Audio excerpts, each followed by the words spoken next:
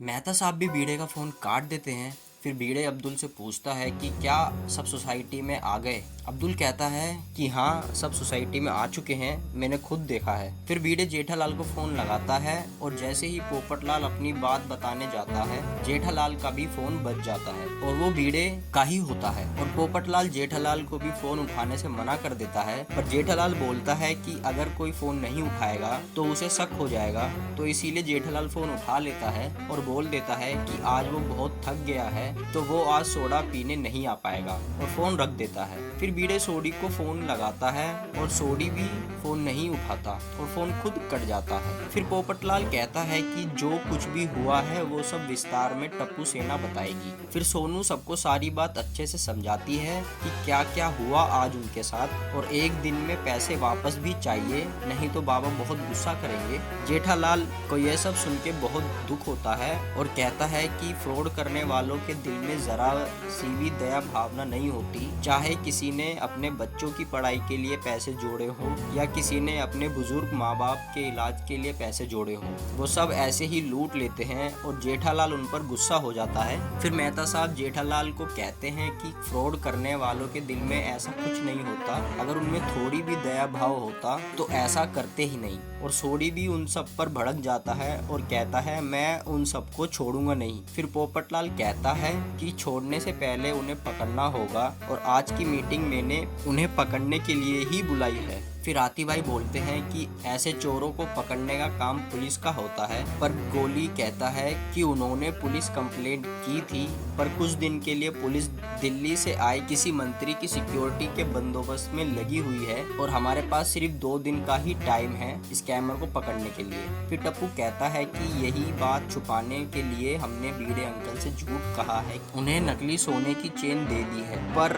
वो परसों 12 बजे ज्वेलरी शॉप जाएंगे बिल लेने तो सारा भांडा फूट जाएगा, इसीलिए हमें कल तक उस स्कैमर को पकड़ना ही होगा। फिर पोपटलाल कहता है क्योंकि पुलिस बंदोबस्त में बिजी है और हमारे पास टाइम कम है, इसीलिए मैंने और टप्पू सेना ने मिलकर कार्रवाई शुरू कर दी थी, पर जिस दुकान में सीसीटीवी में उसकी फुटेज हो सकती है वो दुकान वाला थोड़ा अड़ियल है और वो सीसीटीवी फुटेज सिर्फ पुलिस को ही दिखाएगा, इसीलिए हम लोगों में से ही किसी को नकली पुलिस वाला बन के वहाँ जाना पड़ेगा। पर मेहता साहब ऐसे इलीगल काम के लिए मना करते हैं, पर पोपटलाल उन्हें कहता है कि जरा सिचुएशन के बारे में तो सोचिए, हमें माधवी भाभी के पैसे निकलवाने हैं, वो भी कल के कल, और भीड़े नकली चेन लेके हॉलमार्क चेक करवाने जाएगा तो हमें उससे पहले उस स्कैमर को पकड़ना होगा। फिर जेठालाल कहता है कि पोपटलाल बराबर बोल रहा है, हम लोगों में से ही किसी को पुलिस बन के जाना होगा, और सब लोग जेठालाल की हाँ में हाँ मिलाते हैं। फिर पोपटलाल कहता है कि मैं और टप्पू सेना में से कोई नहीं जा सकता क्योंकि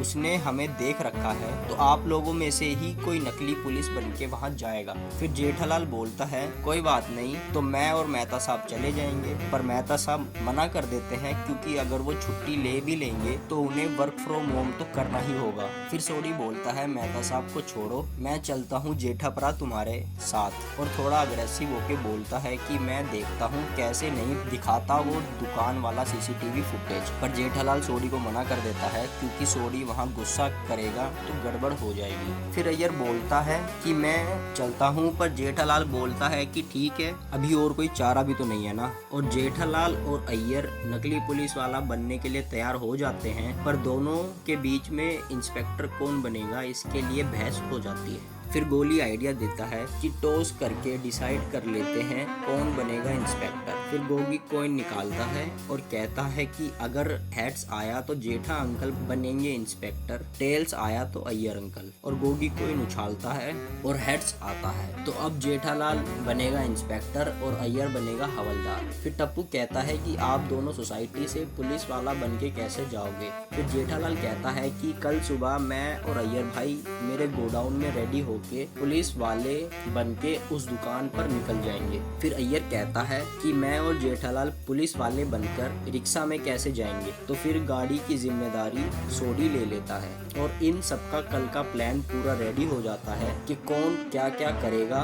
फिर सब लोग सोडा पीने के लिए पोपटलाल के घर से निकल जाते हैं और दूसरी तरफ बीड़े सबका इंतजार करके थक जाता है और सोडा शॉप से निकल जाता है। और इस तरफ बाकी सब लोग सी विंग से नीचे उतरते हैं और सब लोगों को बीड़े पोपटलाल की विंग से उतरते हुए देख लेता है और पूछता है आप सब लोग एक साथ। और बीड़े उनसे कहता है कि अब समझ आया, सब लोग आज सोडा पीने क्यों नहीं आए, मेरे बिना सीक्रेट मीटिंग कर रहे थे।